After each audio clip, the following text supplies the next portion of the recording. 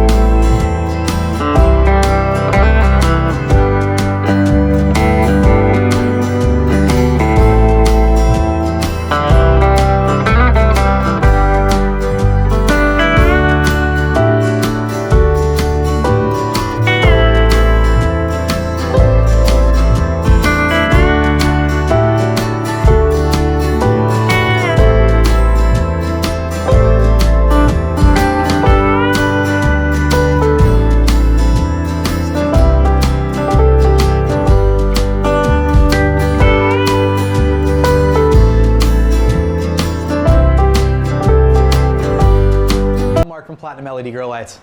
And today we're going to have some fun. We're doing a 5-way comparison test between 5 different LED grow lights, all consuming roughly about the same amount of power, all using roughly about the same amount of diodes, albeit some with a higher wattage rating than others. What we're going to show you is that primarily wattage draw does not dictate the actual growing power of an LED grow light. There's only 2 factors that dictate the actual growing power. Number 1, how bright it actually is, regardless of how many watts it's consuming. And number 2, what the actual spectrum output is of the actual light. This is important because we know what green chlorophyll physically absorbs.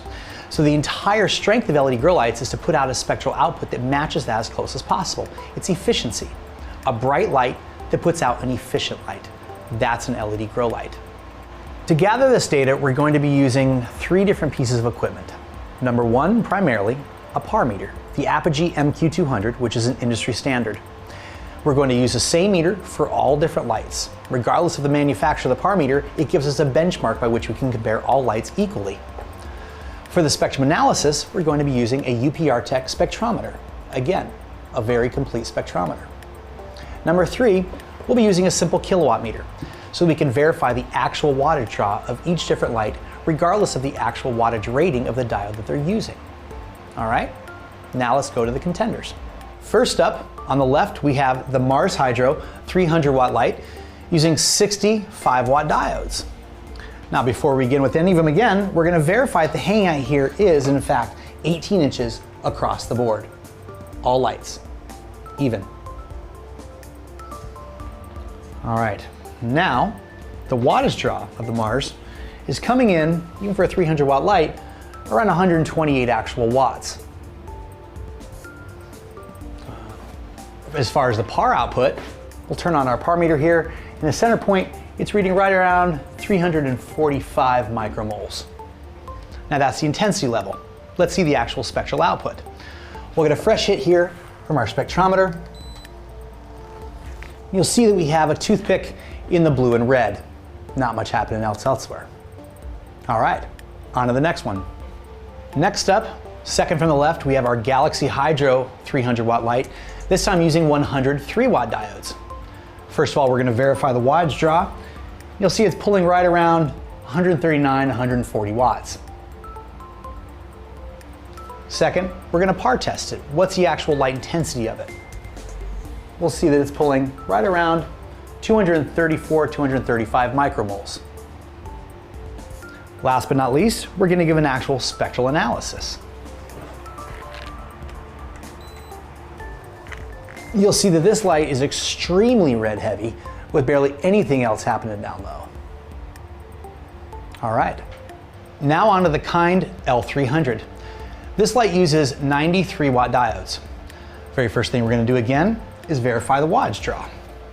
This one comes in at 178 watts. This is possibly due to Kind's advertising that they overdrive their LEDs to draw more power. What's the actual par output? Well, the center point reads 715 micromoles. What's the actual spectral output? Let's give it a spectrometer test. You'll see we do have a little more complete spectrum. We're hitting reds and blues. All right, on to the next. Fourth on the list is our Solar Spec by Mare 150. This light actually uses 60